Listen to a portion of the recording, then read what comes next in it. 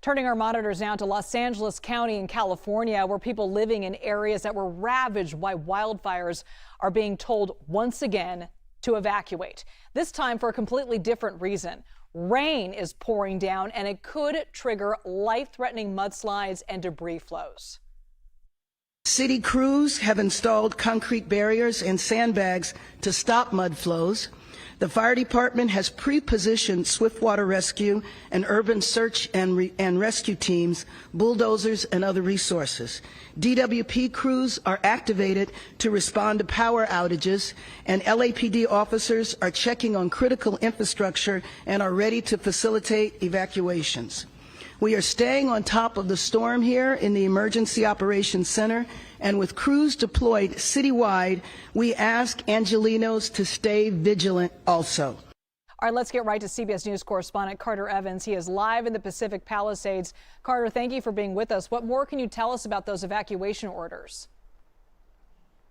So people are being told to stay away, and for good reason. Let me give you an example of what they're concerned about. If you look over to my left here, you can see this burned out hillside, and there are actually still some trees left on this hillside, and that's better condition than most.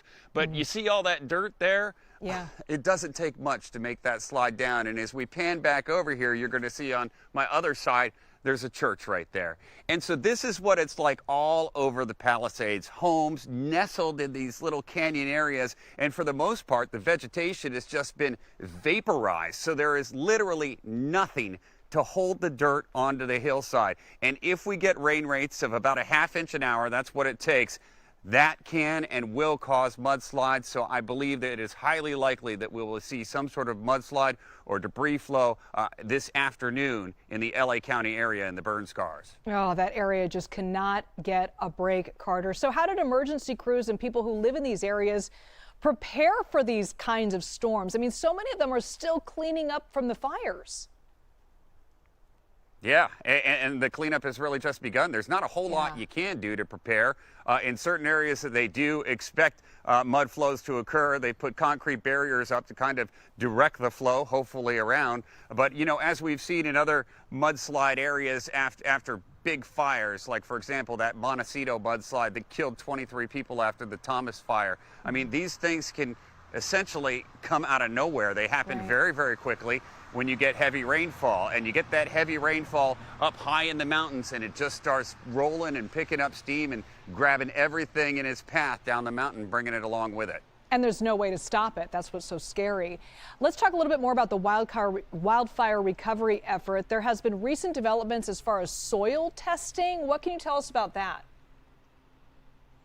So there are some people that are concerned that the Army Corps of Engineers is not going to be testing the soil after they scrape 6 inches off. What they're saying is, we're going to go in and we're going to clear your property, and in the burn footprint, we're going to scrape 6 inches of soil because their research has shown that that's how far those toxins will generally leach into the ground.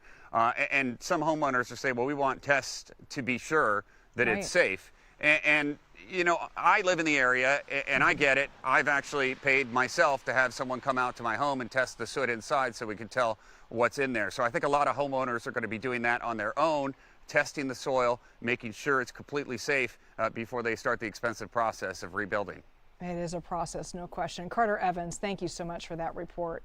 All right, I want to bring in Jess now. Okay, where is the storm now, and how long is this thing going to last? You know, this atmospheric river, it's stretching from the Bay Area up in San Francisco all the way down into Los Angeles, with it bringing about 6 inches of rain at max. Wow. And it's happening in live time right now as we speak. You know, he mentioned the rainfall rates.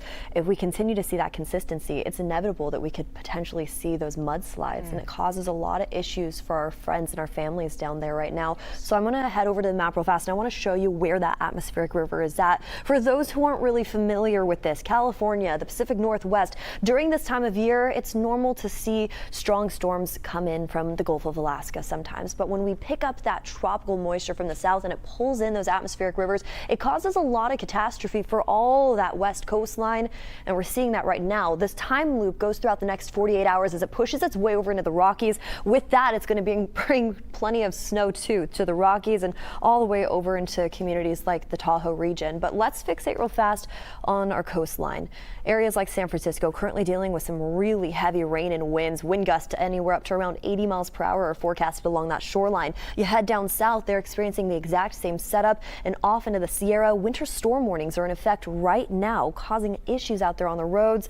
And it's just inconvenient across the board throughout the state of California as they're dealing with this rain, and it's even catastrophic in a lot of ways too. We take a look at those flood watches in Southern California, and it's important to note in these burn scar areas, we keep a very close eye on it. As of now, there's flood watches as well as flash flood watches widespread throughout these areas, but this map will actually update in live time. If we see any red dots or any red zones or counties on this map, it'll tell us when those flood warnings go into effect. That's when those community members get notified, and we continue to keep a close eye on that as this rain continues to fall and the winds start to kick up.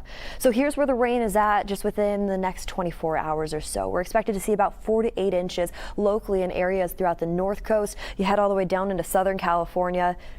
Keep in mind, these communities, we talked about it just after the Palisades fire happened, they haven't seen rain in 8-9 months in some of these areas, and now we're starting to see these atmospheric rivers really dump heavy rain, anywhere up to around 6 inches expected. And then you head up into the Sierra Tahoe area, we're talking about close to 50 inches of snow just within the next 48 hours. So lots is happening right now, but we'll continue to monitor it closely, Liz. It's really scary because that soil in Southern California from that wildfire is so unstable. Yeah. And so just a little bit of rain could cause disaster. Carter made a good point. This is a friendly reminder too for those community members to check their soil as well, since of course that's not happening elsewhere. Right. It's one more thing they got to think about, and also the cleanup as well. Exactly. All right, Jess, thanks so much.